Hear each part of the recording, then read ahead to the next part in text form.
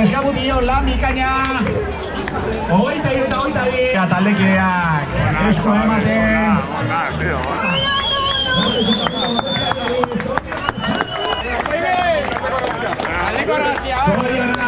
Zorionak denoi, lan bikaina zinez. Egin duzuena.